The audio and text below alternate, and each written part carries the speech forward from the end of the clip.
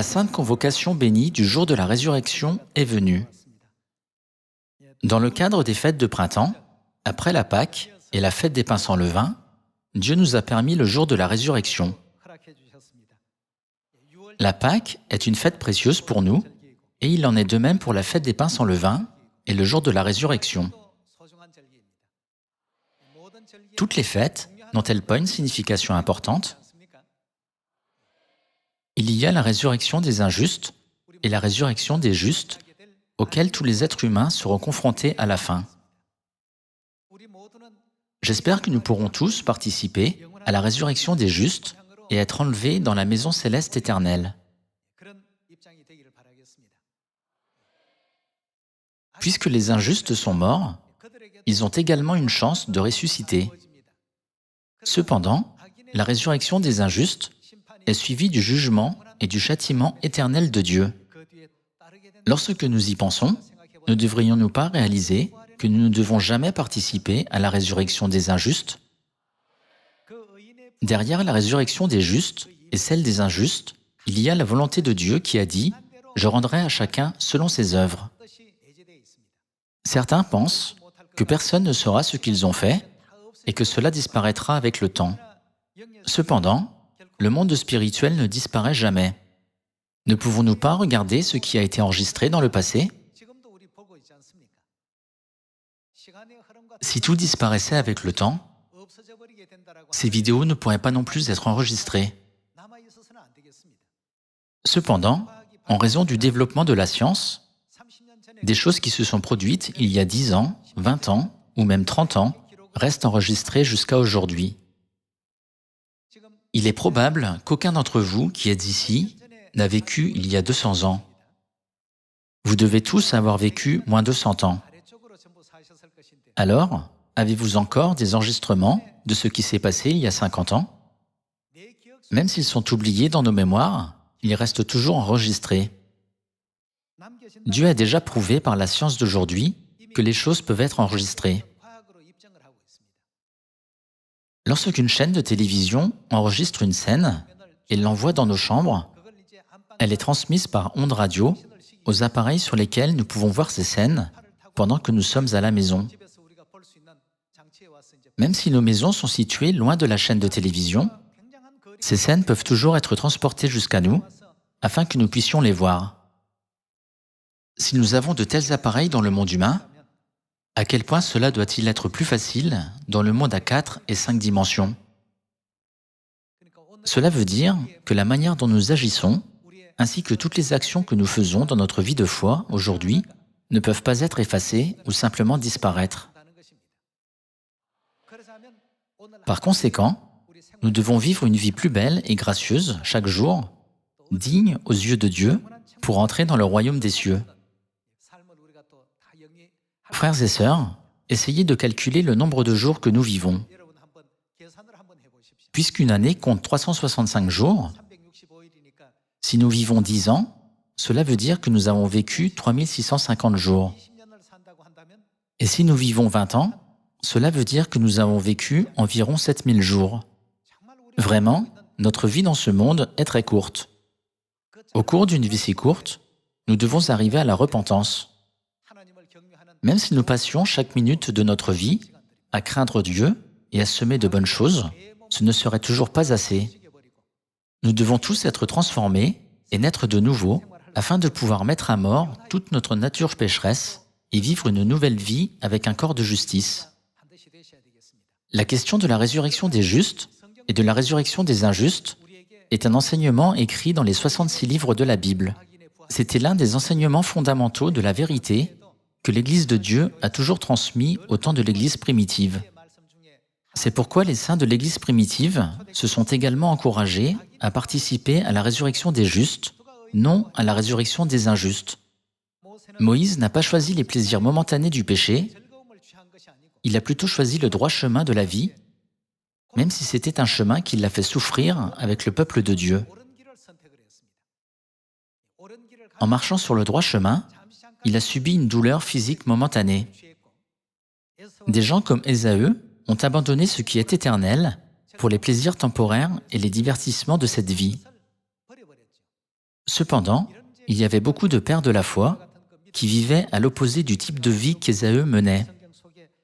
Ils sont mentionnés dans la Bible, bien qu'ils aient vécu il y a des milliers d'années. D'après Romains chapitre 15, pourquoi les écrits de leur vie sont-ils écrits dans la Bible?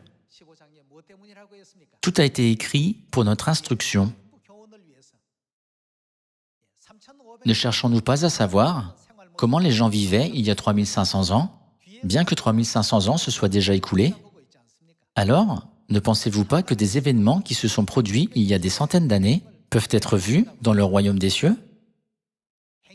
Puisque Dieu a dit que Dieu rendrait à chacun selon ses œuvres, j'espère que le jour de la résurrection de cette année sera un jour gracieux et significatif qui nous conduira à participer à la résurrection des justes, jamais à la résurrection des injustes.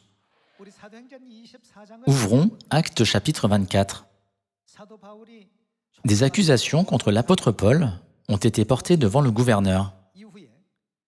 Après avoir été accusé, l'apôtre Paul a expliqué sa foi devant le gouverneur.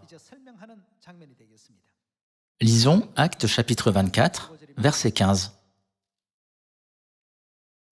Et ayant en Dieu cette espérance, comme ils l'ont eux-mêmes, qu'y aura-t-il? Une résurrection des justes et des injustes. C'est pourquoi je m'efforce d'avoir constamment une conscience sans reproche devant Dieu et devant les hommes.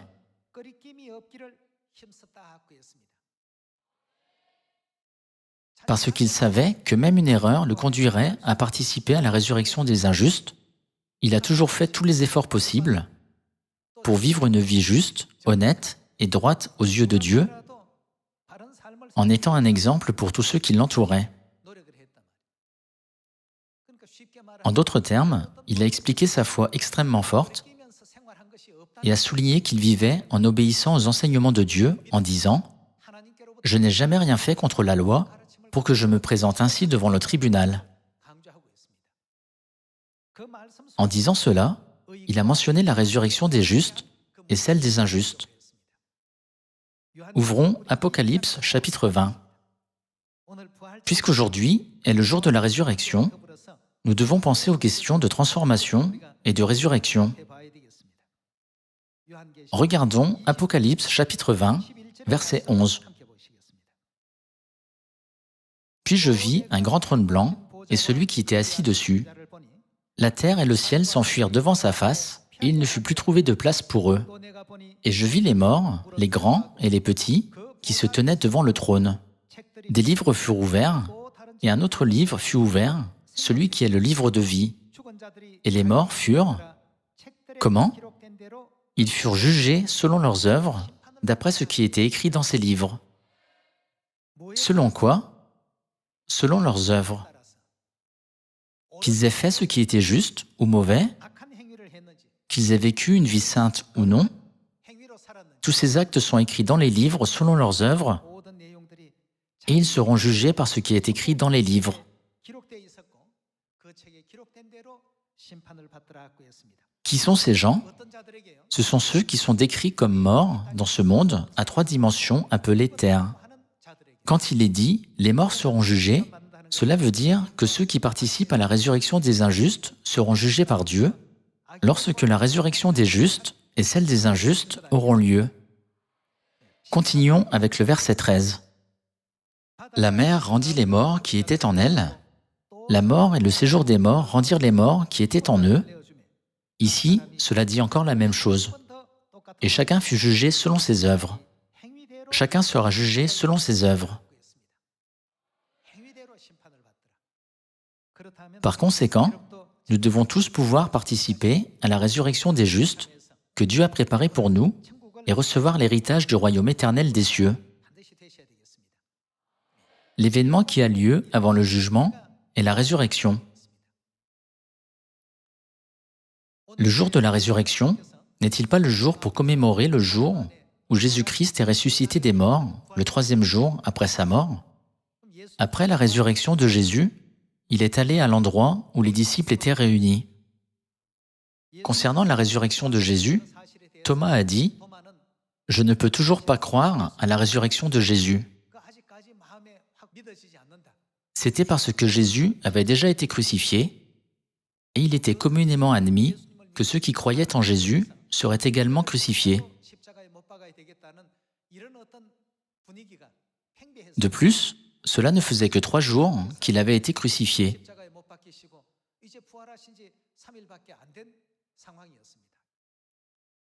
Jésus est apparu à 2 de ses disciples sur le chemin d'Emmaüs et aussi à Marie de Magdala. Thomas en a entendu parler. Cependant, il a dit « Je n'arrive toujours pas à y croire. Êtes-vous sûr de ne pas vous tromper ?» C'était la réaction de Thomas à la nouvelle. Ce jour-là, Thomas était également à l'endroit où les disciples étaient réunis. Toutes les portes étaient fermées et verrouillées. Mais soudainement, Jésus est apparu devant eux. Les disciples étaient surpris. Jésus est apparu là où un rassemblement secret avait lieu afin d'empêcher les autres d'entrer. En ce moment, nous sommes limités par le temps et l'espace dans ce monde à 3 dimensions. Mais si nous ressuscitons et sommes transformés comme Jésus, nous nous transformerons en corps qui pourront voyager dans le monde à 4 dimensions, ainsi que dans le monde à 3 dimensions. Jésus est soudainement apparu, tandis que les disciples étaient réunis avec toutes les portes verrouillées. Les 2 disciples qui allaient à Emmaüs n'ont pas reconnu Jésus, bien qu'ils l'aient vu. Cela aurait du sens si cela faisait 30 ou 40 ans qu'ils n'avaient pas vu Jésus pour la dernière fois. Cependant, cela ne faisait que 3 jours. Ils ne l'ont pas reconnu au début, mais ensuite, ils ont pu le reconnaître, car leurs yeux spirituels se sont ouverts lorsque Jésus a rompu le pain et le leur a donné. Nous pouvons confirmer que le corps de Jésus-Christ a été transformé en un corps spirituel libre de toute restriction. À l'avenir, lorsque nous participerons à la puissance de la résurrection, nous n'aurons plus notre corps tridimensionnel. Lorsque cela se produira, ceux qui participent à la résurrection des injustes iront dans la fournaise ardente éternelle, et ceux qui participent à la résurrection des justes, par le sang précieux du Christ, seront transformés en êtres spirituels, revenant à notre état originel, tel que nous étions dans le monde angélique éternel. C'est ce que Père a écrit dans ses livres de vérité. Une fois que nous aurons quitté le monde à 3 dimensions, nous irons dans le monde à 5 dimensions et régnerons sur les anges dans le monde à 4 dimensions. Frères et sœurs, ce moment merveilleux n'est pas si loin, mais il deviendra une réalité pour nous dans un proche avenir. Alors, devrions-nous mettre de côté les choses éternelles et splendides, en permettant à notre cœur d'être captivé par des choses insignifiantes et triviales, qui n'appartiennent qu'à cette terre? Nous ne devrions pas laisser cela se produire. Jésus a dit à Thomas, qui doutait, « Mets ton doigt dans mes mains, mets ta main dans mon côté. » Thomas, qui pensait voir une illusion, a fait ce que Jésus lui a dit de faire et a vu qu'il y avait en effet des marques de clous et des marques de lance. Thomas était surpris et lui a dit « Mon Seigneur et mon Dieu ». De cette façon, Jésus a fait savoir à tous ses disciples et à tous les autres gens, pendant 40 jours, qu'il était ressuscité, puis il est monté au ciel depuis la montagne des Oliviers. Toutes ces choses ne font en aucun cas partie de notre bon sens. Cela n'a pas de sens pour nous, avec notre corps, qui est confiné par la gravité de la Terre, dans ce monde à 3 dimensions. C'est parce que Jésus avait été transformé en sa nature spirituelle originelle de Dieu, qui appartient à un monde dimensionnel différent. Alors, cela veut dire que notre corps sera également transformé en corps spirituel, tout comme le Christ. Ceux qui participent à la résurrection des injustes souffriront éternellement. Cependant, tout le peuple de Sion, dont les péchés ont été expiés par le sang du Christ et qui a été sanctifié par les fêtes, recevra la gloire de régner dans le ciel au siècle des siècles.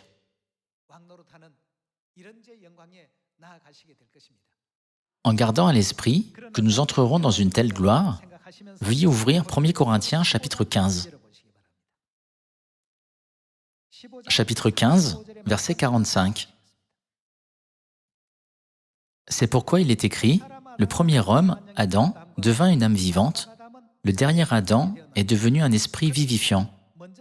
Mais ce qui est spirituel n'est pas le premier, c'est ce qui est naturel. Ce qui est spirituel vient ensuite. Si nous lisons le verset 40, nous pourrons comprendre la question du corps naturel et du corps spirituel mentionné ici.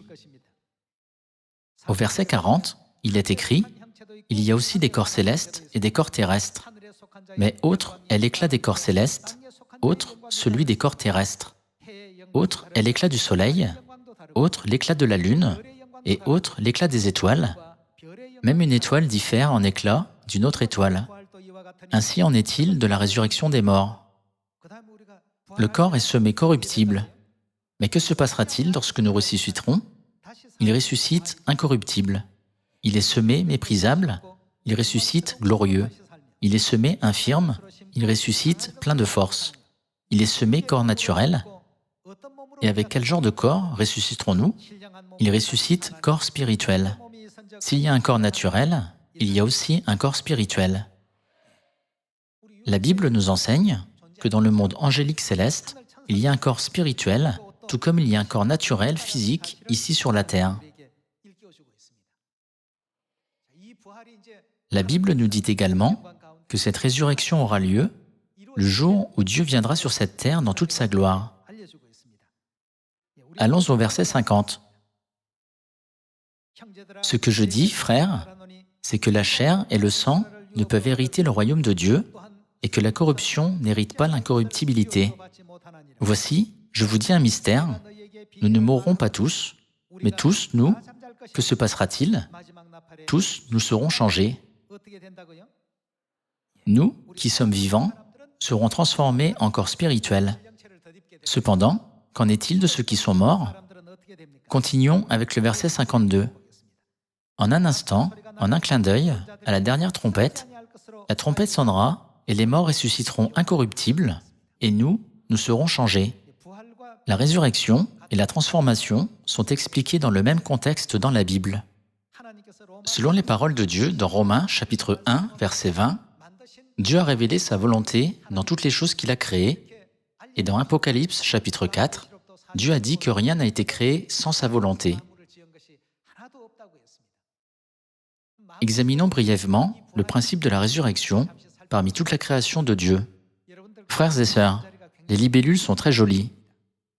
La plupart des autres êtres vivants sont jolis lorsqu'ils sont bébés, mais les libellules semblent si peu attrayantes lorsqu'elles sont petites. Les larves de libellules mangent des têtards. Elles sont leurs ennemis naturels. Lorsqu'elles vivent sous l'eau, elles respirent avec leurs branchies. Les libellules passent leur stade larvaire sous l'eau. Lorsque les libellules sont au stade larvaire, elles ont l'air très peu attrayantes. Cependant, en grandissant, elles subissent un processus de transformation. Lorsqu'elles muent plusieurs fois et naissent de nouveau, leur apparence change complètement. Par le passé, elles ne pouvaient vivre que sous l'eau, mais maintenant, elles ne peuvent plus vivre sous l'eau. Lorsqu'elles commencent à vivre hors de l'eau, les libellules volent et se déplacent d'ici à là en un instant avec leurs ailes. C'est ce qu'on appelle la transformation. Pour nous aider à comprendre la transformation et la résurrection, Dieu a créé le monde des insectes et le monde des animaux pour qu'ils subissent ce processus. On dit que les larves de cigales vivent sous terre pendant 7 ans. Ces larves de cigales, laides et potelées, peuvent être trouvées sous terre dans des endroits comme un champ de piments. Les larves de cigales vivent ainsi pendant 7 ans, mais une fois qu'elles enlèvent leur peau 7 ans plus tard, leur corps est complètement transformé. Elles ne ressemblent plus à ce qu'elles étaient avant. Elles ont une apparence complètement différente et leur mode de vie et l'endroit où elles vivent changent également. Dans le passé, elles vivaient enfuies dans le sol, Mais après être devenus des vers adultes, leur nouvelle maison devient le ciel. Dans 1 Corinthiens, chapitre 15, Dieu explique la signification de la résurrection et de la transformation. Il est écrit « Les morts ressusciteront, et nous les vivants, nous serons changés. Nous deviendrons tous la même forme, mais la différence entre eux et nous est que Dieu nous permettra d'être transformés sans voir la mort, et Dieu permettra à ceux qui sont déjà morts de subir un processus de plus, c'est-à-dire le processus de la résurrection. Alors, lorsque nous serons transformés, en quel genre de corps serons-nous transformés? Lisons de nouveau le verset 51. « Voici, je vous dis un mystère, nous ne mourrons pas tous, mais tous, nous serons changés en un instant, en un clin d'œil, à la dernière trompette. La trompette sonnera, et les morts ressusciteront incorruptibles, et nous, nous serons changés, car il faut que ce corps corruptible revête l'incorruptibilité. Notre corps est corruptible.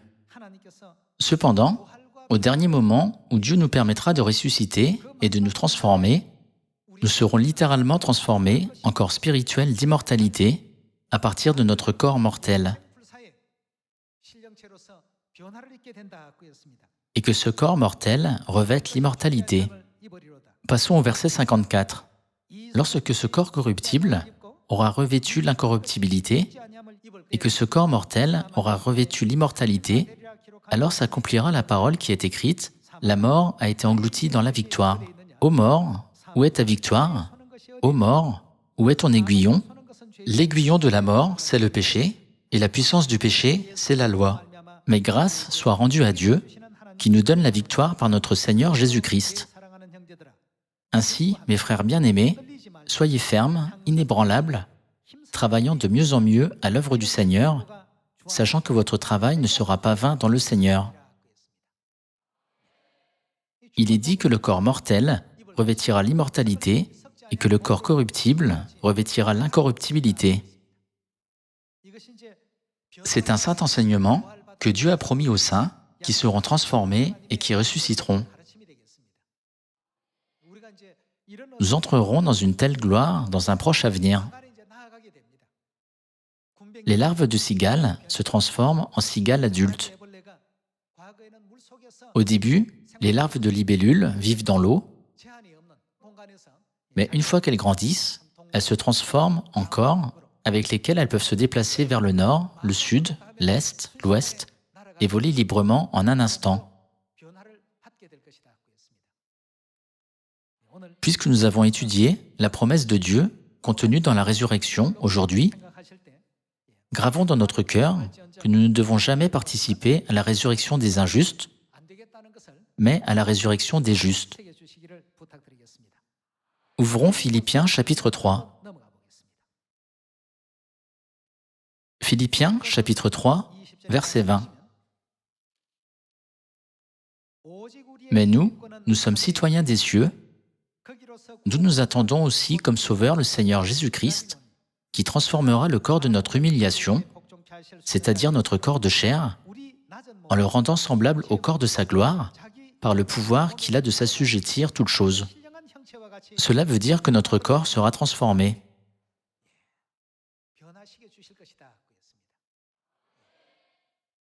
Frères et sœurs, ce moment est si proche. Alors, que ferons-nous dans l'univers? Père a écrit dans son livre, « Visiteurs venus du monde angélique », que nous ne serons plus confinés dans cet espace limité, mais que nous voyagerons librement au nord, au sud, à l'est, à l'ouest, dans tout l'univers que Père et Mère nous donneront, puisque nous sommes les enfants de la femme libre, n'est-ce pas? Nous ne devons jamais perdre espoir dans cette promesse. Voyons également 1 Thessaloniciens, chapitre 4, pour voir comment sera le jour où nous serons transformés. Lisons chapitre 4, verset 13. « Nous ne voulons pas, frères, que vous soyez dans l'ignorance au sujet de ceux qui sont décédés, afin que vous ne vous affligez pas comme les autres qui n'ont point d'espérance. Car si nous croyons que Jésus est mort et qu'il est ressuscité, Croyons aussi que Dieu, que fera Dieu? Il les ramènera par Jésus et avec lui ceux qui sont décédés. Ceux qui sont décédés veulent dire les gens dont le corps physique est mort.